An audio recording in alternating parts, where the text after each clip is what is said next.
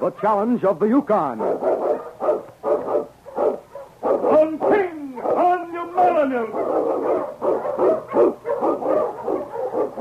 The Wonder Dog King, swiftest and strongest of Eskimo lead dogs, blazes a trail through storm and snow for Sergeant Preston as he meets the challenge of the Yukon.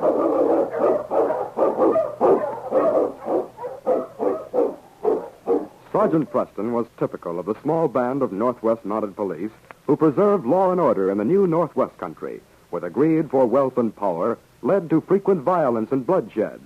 But in spite of the odds against them, Sergeant Preston and his Wonder Dog King met that challenge, and justice ruled triumphant.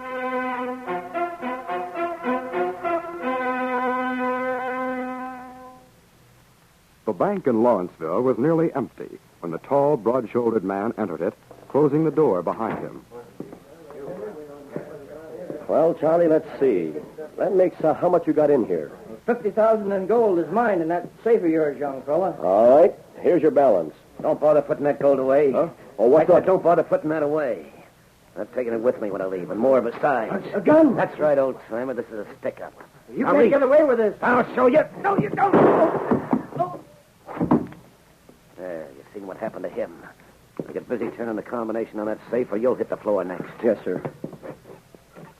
Come on, quit stalling. I ain't got all day. I'm turning it as fast as I can. Hey, what the... Drop that gun, mister. I'll put your hands up. Constable Riley, you came in just in time. Yeah. I heard the shot as I was coming down Main Street. He shot Charlie McDonald. He meant to kill him. It ain't his fault. Charlie ain't dead. Well, he ain't going to do any more killing.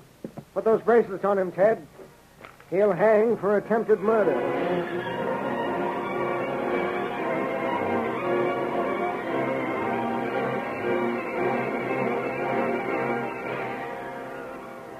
2 days later, Sergeant Preston halted his dogs before the jail in Lawrenceville, and with the faithful King at his heels, walked into Constable Tom Riley's sparsely furnished office.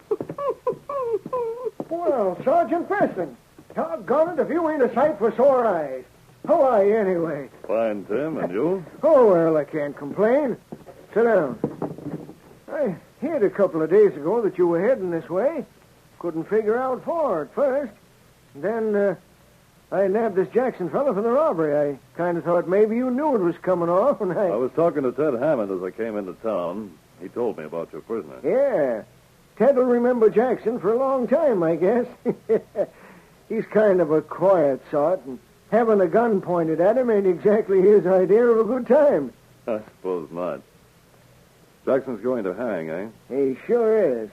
He made a big mistake when he turned his back to the door in the bank. I took him by surprise. Now, most of them killers are too smart to take a chance like that. Yes, most of them are. Well, I'd like to talk to him if you don't mind. To Jackson? That's right. Well, I ain't got anything against the idea, but what in tarnation you got to talk about with him? We caught him red-handed. Nevertheless, I'd like to talk to him. That's all right with me.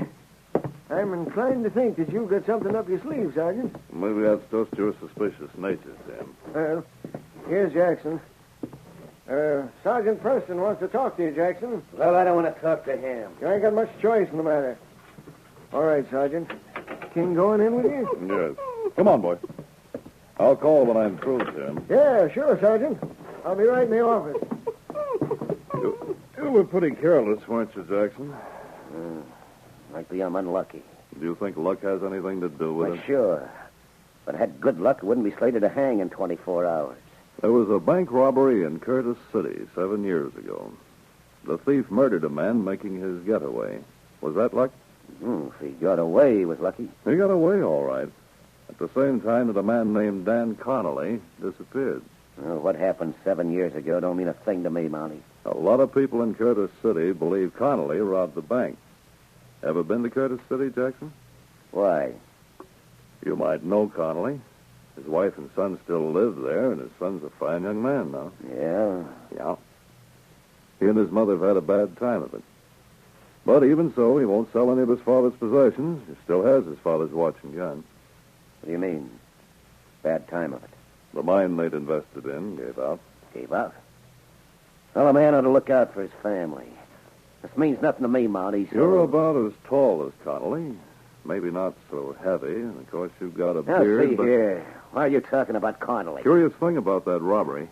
The stolen gold was part of a new issue, and the rest of the issue has never been released. Oh, whatever. I ain't The interested. thief spent one of those gold pieces a few months ago. I have that gold piece.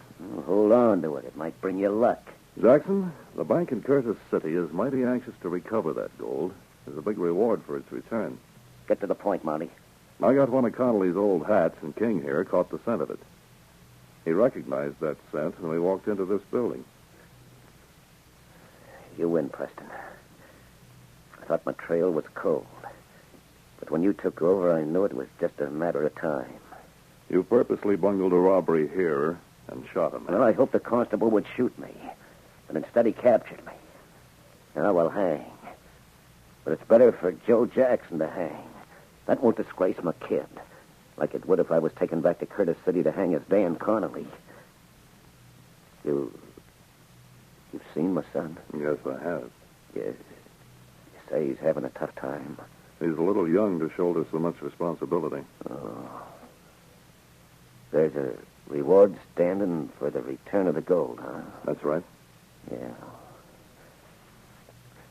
Well, up to now, you've been calling the cards, and you've been right at every turn.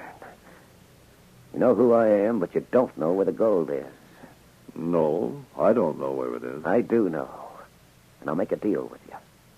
No, it ain't what you think. I'm not trying to buy you off.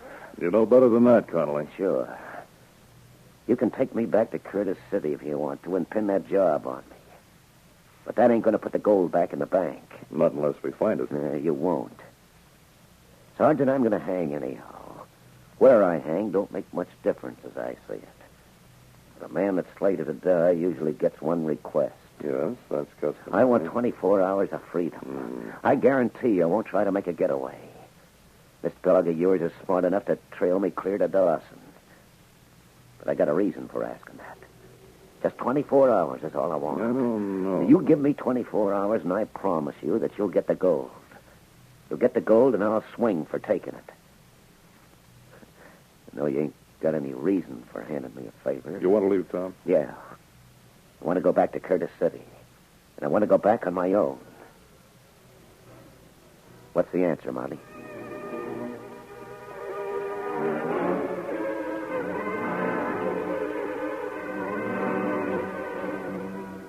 Late that night, after Sergeant Preston had talked to him, Constable Tom Riley stood in his office with his keys in his hands. Then, putting them back in his pocket, he walked to Joe Jackson's cell. Well, I just want to make sure everything's all right back here, Jackson. Yeah, everything's all right, Constable? Yeah, so I see.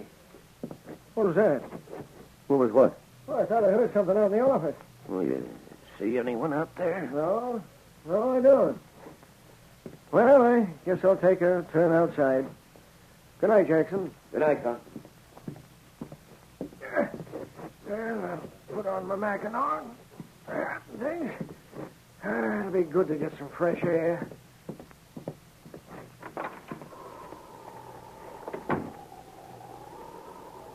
Well, you look like you're ready to hit the trail, Sergeant. Dogs all in harness and everything. Oh, I just have a hunch I might have to follow a man. Well, it's nice and clear out. Got a moon, too. Wouldn't be hard to keep a set of tracks in sight on a night like this. What? Someone's leaving the back of the jail. Yeah. Wait until... Well, my keys are gone. When I turned my back on Jackson, he must... Come on, let's go and take a look.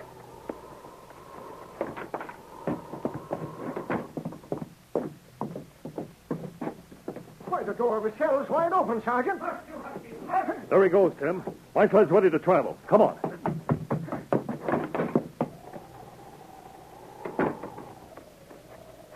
Get the dogs up, King. Climb aboard, Tim. All set? Yeah, sure, Sergeant. All right, fella. On, King! On, you Malamute!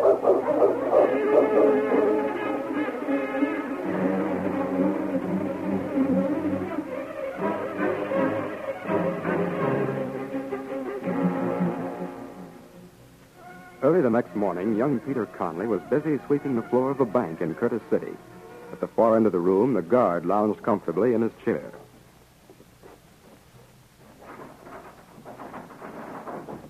We're not open yet. Better open the door and tell him, Pete. He don't seem to hear you. Yeah, sure, Mr. Marlin.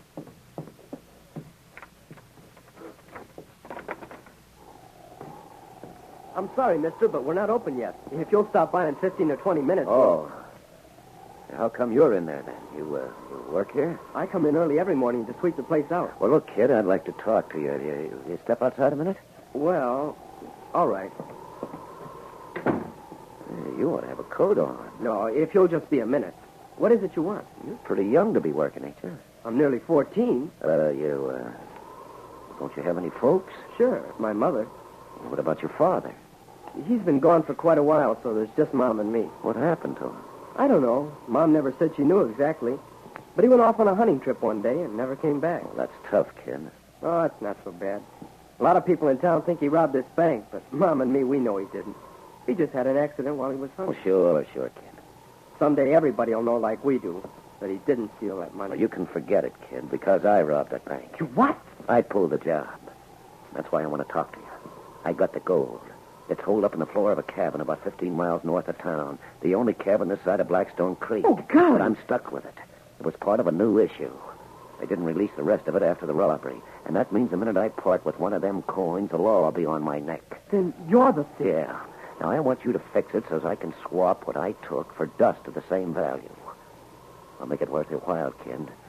And I take it you can use some cash. Why, just a minute. Hey, where you going? I have to go inside.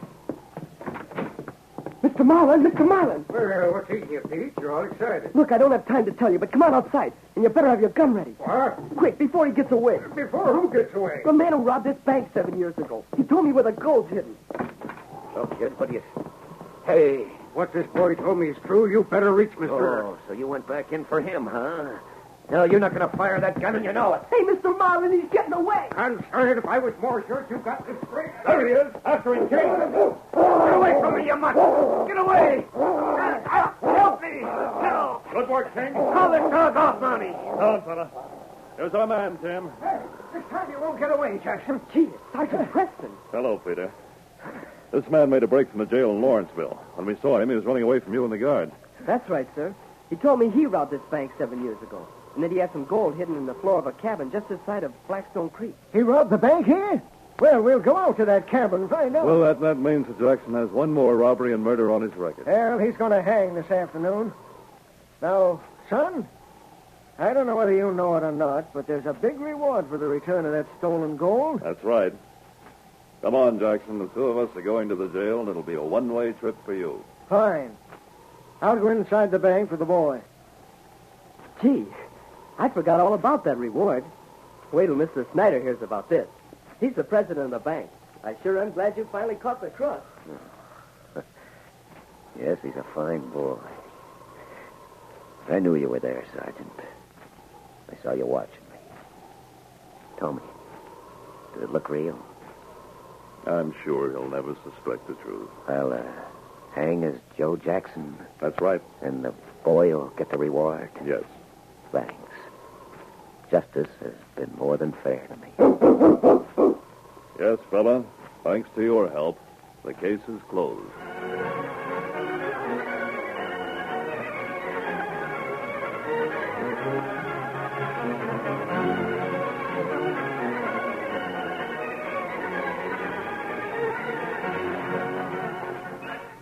These copyrighted dramas originate in the studios of WXYZ Detroit, and all characters, names, places, and incidents used are fictitious. They are sent to you each week at the same time and reach you from our transcription studios.